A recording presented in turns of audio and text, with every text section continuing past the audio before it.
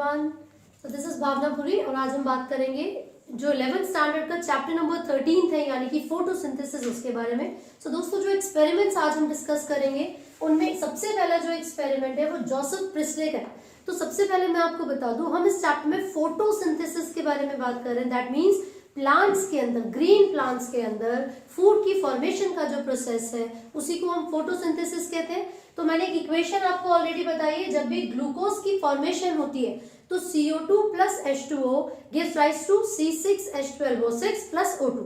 ये normal process है। तो जो ग्लूकोज की फॉर्मेशन का प्रोसेस है यानी कि C6H12O6, इसकी जो फॉर्मेशन होती है वो ग्रीन प्लांट्स के कौन से पार्ट में होगी? मेसोफिल सेल्स, जो कि लीव्स में प्रेजेंट होते हैं, बिकॉज मेसोफिल सेल्स रिस्पॉन्सिबल है एक पिगमेंट को कैरी करने के लिए, that is chlorophyll pigment, right. तो प्लांट्स के अंदर, ग्रीन प्लांट्स के अंदर जो मेसोफिल सेल्स प्रेजेंट है लीव्स के अंदर, वो कंटेन करते हैं क्लोरोप्लास्ट को। क्लोरोप्लास्ट एक ऐसा डबल मेम्ब्रेन बाउंड ऑर्गेनेली है which contains the pigment called chlorophyll. और क्लोरोफिल का मेन फंक्शन क्या होगा? वो सनलाइट को ट्रैप करती है ताकि वो सनलाइट को ट्रैप करके फूड यानी कि ग्लूकोज की फॉर्मेशन कर सके। ठीक है भाई। तो इन्हीं फोटोसिंथेसिस के अलग अलग स्टेप्स को अच्छे तरीके से एक्सप्रेस करने के लिए, या फोटोसिंथेसिस किस चीज के ऊपर बेस्ड है, प्लांट के कौन से पार्ट में हो रहा है, या उसके लिए कौन कौन से रॉ मटेरियल की जरूरत है, उन सब चीजों को अलग अलग साइंटिस्ट ने अपने अपने एक्सपेरिमेंट्स के थ्रू एक्सप्लेन किया है। तो सबसे पहले हम जोसेफ प्रिस्ले के बारे में बात कर रहे हैं। उन्होंने ये बताया था कि जब अगर कोई एक बेल जार है, यहाँ पर एक बेल जार है, उन्होंने उस बेल जार में एक कैंडल को रखा, ठीक है, और कैंडल के साथ उन्होंने रखी माइस। मैं यहाँ पे नाम लिखूं, चूहा बनाना बड़ा मुश्किल है, चूहिया भी नहीं बनेगी, तो यहाँ पे मैंने यहाँ पे कैंडल बनाई और लिख दिया यहाँ पे माइस। तो भाई जब आपने एक बेल जार में कैंडल और माइस को एक साथ रखा तो ये दोनों ही कुछ ऐसी सब्सटेंसेस को प्रोड्यूस कर रहे थे जिसकी वजह से पता चला कि कुछ समय बाद ये जो बर्निंग कैंडल थी वो बुझ गई, यानी कि एक्सटिंग्विश हो। ठीक है। और जो ये माइस थी, जो चूहा या जो चुईया थी, वो क्या हुआ भाई? टपक गई, यानी कि मर गई। तो ऐसा क्या हुआ होगा? मतलब ऐसी कौन कौन सी चीजों की डिमांड थी, रिक्वायरमेंट थी, जो कि इन दोनों को नहीं मिल पाई ताकि वो सरवाइव कर सके, है ना। तो जोसेफ प्रिस्ले ने जब ये एक्सपेरिमेंट परफॉर्म किया था, सबसे पहले उन्होंने कैंडल और माइस को एक साथ रखा। ये बर्निंग कैंडल थी भाई, और ये लिविंग माइस, ठीक है। लेकिन आफ्टर सम टाइम जब उन्होंने ऑब्जर्व किया कुछ समय बाद, तो वो जो कैंडल थी वो बुझ गई, यानी कि वो एक्सटिंग्विश हो गई, और जो वो माइस थी वो डेड। ठीक है। अब उन्होंने एक बार फिर से ऐसा ही एक्सपेरिमेंट परफॉर्म किया, और इस बार उन्होंने किसको रखा था साथ में? उन्होंने रखा था एक प्लांट को। तो अगर इसके साथ हम एक प्लांट को भी रखेंगे तो कुछ समय बाद जब उन्होंने ऑब्जर्व किया तो यहाँ पर कैंडल अभी भी बर्निंग है, ठीक है, प्लांट तो ऑलरेडी प्रेजेंट है ही, वहां पे हमने रखा हुआ था, और माइस को भी कुछ नहीं हुआ। तो इसका मतलब क्या हुआ? जो उन्होंने हाइपोथेसिस दी थी, जो उन्होंने अपने एक्सपेरिमेंट का कंक्लूजन निकाला, वो ये था कि ये जो कैंडल और ये जो माइस है, जो भी सब्सटेंस को ये प्रोड्यूस कर रहे हैं, जो भी एटमॉस्फेयर में एयर को ये कंट्रीब्यूट कर रहे हैं, that air, that gas is restored by the plants. यानी कि इन्होंने जिस भी सब्सटेंस को प्रोड्यूस किया था उसको प्लांट ने कंज्यूम कर लिया अपने मेटाबॉलिकल रिएक्शंस के लिए, और उसके मेटाबॉलिकल रिएक्शन में जो गैस फिर से प्रोड्यूस हुई, मतलब प्लांट्स ने जो चीज प्रोड्यूस की, वो किसके लिए जरूरी थी? कैंडल और माइस के लिए। ऑब्वियस सी बात है, प्लांट्स ने ही तो कुछ ना कुछ ऐसा प्रोड्यूस किया जिस वजह से कैंडल इस बार बुझी नहीं है, जिस वजह से माइस इस बार मरी नहीं है। ठीक है। तो जो प्रिस्ले है, उन्होंने जो एक्सपेरिमेंट किया तो उन्होंने हाइपोथेसिस दी, the plants restore to the air whatever breathing animals and burning candles remove. यानी कि जो भी एयर बर्निंग कैंडल ने और उस ब्रीदिंग एनिमल ने रिमूव की थी, प्लांट उस एयर को रिस्टोर कर लेगा। और प्लांट ने उस एयर को रिस्टोर करके क्या किया होगा? पहली बार, क्योंकि हमें पता है कि जो बर्निंग कैंडल है और जो माइस है उसने प्रोड्यूस किया था किसको? CO2 को। ठीक है भाई।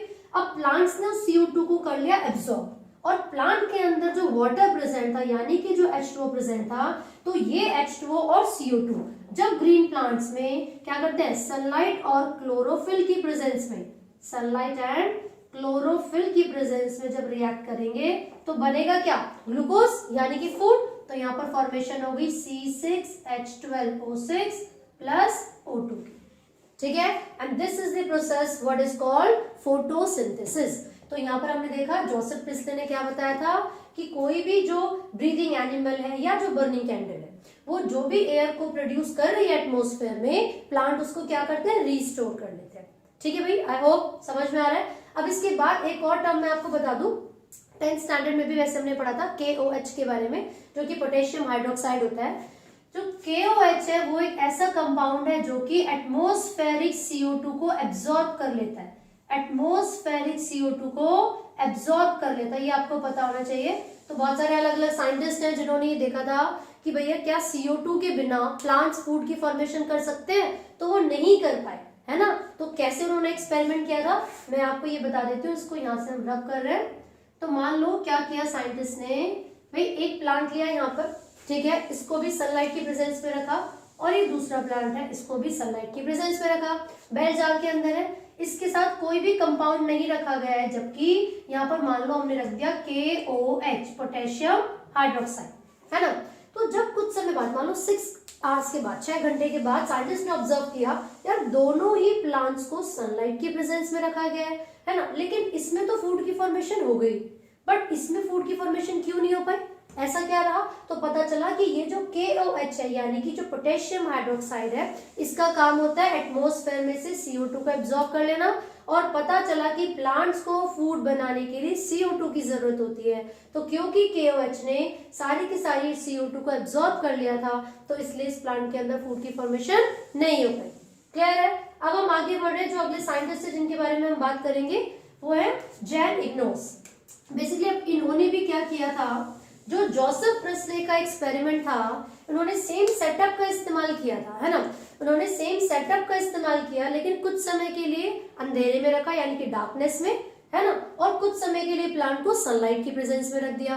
तो जैन इग्नोस ने ये ऑब्जर्व किया कि जब मैंने उस प्लांट को जब डार्कनेस में रखा था, यानी कि डार्कनेस मतलब अंधेरे में रखा था, देन जब उसको लाइट में रखा गया तो अलग ऑब्जर्वेशंस दिखे थे।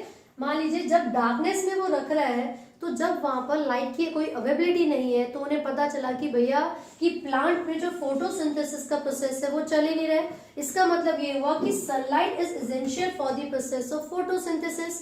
और जब उन्होंने सेम चीज को एक्वेटिक प्लांट्स के साथ यानी कि पानी में मिलने वाले पौधों के साथ ऑब्जर्व किया, तो ये देखा कि सनलाइट की प्रेजेंस में कुछ बबल्स प्रोड्यूस हो रहे थे, और वो जो बबल्स थे वो रिप्रेजेंट किसको कर रहे हैं, ऑक्सीजन को। यानी कि during photosynthesis in green plants जो गैस प्रोड्यूस हो रही है वो O2 होती है, और वो जो बबल्स थे वो ऑक्सीजन की ही प्रेजेंस को रिप्रेजेंट करते हैं। ठीक है। तो Joseph Priestley and then Jan Ingenhousz, इन दोनों ने अपने अपने इंडिविजुअल एक्सपेरिमेंट्स परफॉर्म किए थे। सबसे पहले पता चला जो भी गैस ब्रीदिंग एनिमल ने प्रोड्यूस की थी वो प्लांट ने रिस्टोर कर ली। फिर पता चला कि प्लांट्स को फोटोसिंथेसिस के लिए CO2 उसकी सनलाइट की जरूरत होती है, और फोटोसिंथेसिस के रिजल्ट में ऑक्सीजन रिलीज होती है। अब हम देख रहे हैं जूलियस मॉन्शेक, वो एक ऐसे साइंटिस्ट हैं जिन्होंने बताया कि ग्रीन प्लांट्स के अंदर जब ग्रोथ होती है तो ड्यूरिंग देयर ग्रोथ वो ग्लूकोज को प्रोड्यूस करते हैं, जो कि उनकी बॉडी में उनके प्लांट के लिए जो मेटाबॉलिज्म है, जो केमिकल रिएक्शंस है, यानी कि एनर्जी की नीड्स को फुलफिल करते हैं। ठीक है। तो प्लांट्स के अंदर ड्यूरिंग फोटोसिंथेसिस ग्लूकोज की फॉर्मेशन होती है। ग्लूकोज जरूरी है प्लांट्स की जो रिएक्शंस है या जो एनर्जी की नीड्स है उनको कंप्लीट करने के लिए। और उन्होंने ये बताया कि जब भी एक्सेस ग्लूकोज प्लांट्स के अंदर बच जाता है, so it is stored in the form of starch, यानी कि प्लांट्स में जो फूड को स्टोर किया जाता है वो स्टार्च की फॉर्म में किया जाता है। ठीक है। Then came T.W. एंगलमैन। तो जो साइंटिस्ट है T.W. एंगलमैन, इन्होंने क्या किया था, इन्होंने एक पेट्री डिश में कुछ एरोबिक बैक्टीरिया के साथ एक एल्गी क्लेडोफोरा को रखा। ठीक है। पेट्री डिश में एरोबिक मतलब जो ऑक्सीजन की प्रेजेंस में एक्टिविटी करने वाले बैक्टीरिया होते हैं उनके साथ क्लेडोफोरा को रखा। और जब उन्होंने प्रिज्म, यहाँ पर हम बात कर रहे हैं एक पेट्री डिश की, मान लो कोई प्रिज्म था, अगर आपको पता हो कि प्रिज्म से व्हाइट लाइट हम पास करवाते हैं तो वो हमेशा डिस्पर्जन शो करती है, यानी कि 7 कलर के बैंड में ब्रेक कर जाती है। ठीक है। तो अगर यहाँ पर प्रिज्म से व्हाइट लाइट पास करवाएंगे तो वो विबग्योर यानी कि जो स्पेक्ट्रम है, 7 कलर का जो बैंड है वो प्रोड्यूस करती है। ठीक है। तो जो T.W. एंगलमैन है, उन्होंने भी एक ऐसा ही एक्सपेरिमेंट किया जिसमें उन्होंने प्रिज्म से व्हाइट लाइट को पास करवाया, और व्हाइट लाइट को पास करवाने के रिजल्ट में उन्होंने देखा कि जो 7 कलर का बैंड बना है, यानी कि जो 7 डिफरेंट यहाँ पर कलर्स शो होते हैं, जैसे कि विबग्योर, मैं फिर से बता रही हूँ, तो यहाँ पर होता है क्या है, R यानी कि रेड कलर, V यानी कि वॉयलेट है, उसके बीच में आप अलग अलग कलर्स के बारे में पढ़ोगे, जिसमें से B यानी कि ब्लू आता है। ठीक है। तो TW ने ये ऑब्जर्व किया कि वो रीजन जहां पर ब्लू की वेवलेंथ और R यानी कि रेड की वेवलेंथ थी, है ना, उसी रीजन में सबसे ज्यादा रेट ऑफ फोटोसिंथेसिस है। मतलब क्लेडोफोरा जो ये एल्गी उन्होंने अपने एक्सपेरिमेंट में ली थी, ये उसी रीजन में सबसे ज्यादा रेट ऑफ फोटोसिंथेसिस को शो कर रही थी जिस रीजन में रेड और कौन सी ब्लू लाइट थी, है ना। तो जो एरोबिक बैक्टीरिया है उन्हें तो ये पता है जहां ऑक्सीजन है भैया हमें वहीं जाकर काम करना है। तो क्योंकि फोटोसिंथेसिस के रिजल्ट में ऑक्सीजन गैस प्रोड्यूस होती है, तो जिस जगह पर क्लेडोफोरा सबसे ज्यादा फोटोसिंथेसिस करेंगे वहीं पर सबसे ज्यादा ऑक्सीजन होगी।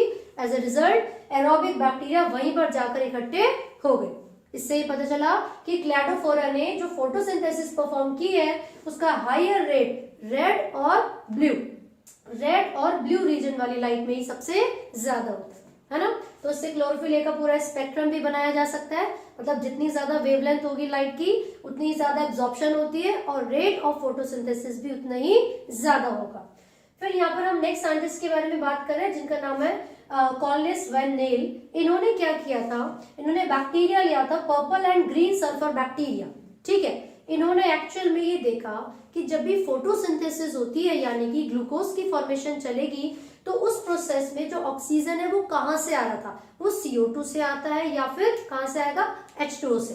तो जब वो ये एक्सपेरिमेंट परफॉर्म कर रहे थे तो उन्होंने ये देखा कि purple and green sulphur bacteria में H2O की जगह पर CO2 H2S के साथ रिएक्ट करता है ना, CO2 H2S के साथ रिएक्ट करेगा। तो इसका मतलब ये हुआ अगर यहाँ पर H2O की जगह H2S हुआ, है ना, तो वहां पर जो फॉर्मेशन हो रही थी भाई, ये जो ऑक्सीजन यहाँ रिलीज हो रहा था वो इसी हाइड्रोजन से H2O वाटर से आ रहा था, लेकिन ग्रीन और जो सल्फर बैक्टीरिया है उनके अंदर ऑक्सीजन नहीं प्रोड्यूस हुआ, सल्फर गैस प्रोड्यूस हो रही थी। तो इसका मतलब क्या हुआ कि भैया ये जो ऑक्सीजन रिलीज हो रहा था वो H2O यानी कि वाटर में से हो रहा था, क्योंकि अगर यहाँ पर H2O है ही नहीं, है ना, तो अगर फिर भी ऑक्सीजन रिलीज होता तो इसका मतलब ये होता कि चलो ठीक है CO2 में से आ गया होगा, लेकिन ऐसा तो हो नहीं रहा क्योंकि यहाँ पर H2O की जगह H2S है, ठीक है, और सल्फर ही रिलीज हो रहा है। इसका मतलब ये हुआ कि वो जो ऑक्सीजन आ रहा था वो H2O में से आ रहा था, ना कि CO2 में से, ठीक है।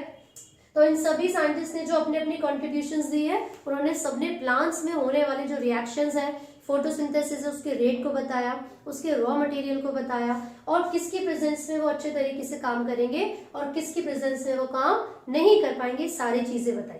हमें पता चला कि KO2 गुड एब्जॉर्बर होता है CO2 का, तो वो सारा CO2 ले लेगा, प्लांट्स फोटोसिंथेसिस नहीं कर पाएंगे। और दूसरी चीज मोस्ट इंपॉर्टेंट हमें पता चली कि ब्लू और रेड रीजन में रेट ऑफ फोटोसिंथेसिस सबसे हाई होता है। और थर्ड चीज, जब भी ऑक्सीजन रिलीज होता है ड्यूरिंग फोटोसिंथेसिस वो CO2 में से नहीं आता, वो H2O में से आता है। जब भी ऑक्सीजन रिलीज होगा ड्यूरिंग फोटोसिंथेसिस वो CO2 में से नहीं आता, वो कहां से आएगा, H2O में से। कैसे पता चला, क्योंकि यहाँ पर H2S था, ग्रीन एंड जो ये purple and green sulphur bacteria उनके पास H2O नहीं था, उनके पास H2S था, ठीक है, तो उसमें सल्फर रिलीज हुआ ना कि ऑक्सीजन। क्लियर है बात। तो ये सारे एक्सपेरिमेंट्स है जो कि हमें पढ़ने हैं, तो इन सभी के बारे में आपको पता होना चाहिए क्योंकि हम प्लांट फिजियोलॉजी या प्लांट की जो भी एक्टिविटीज हैं जो वो परफॉर्म करते हैं उनके बारे में पढ़ रहे हैं। So these experiments are very important. I hope आपको समझ में आया हो। अगर आपको कोई भी डाउट है तो आप कमेंट कर सकते हैं। Thank you so much.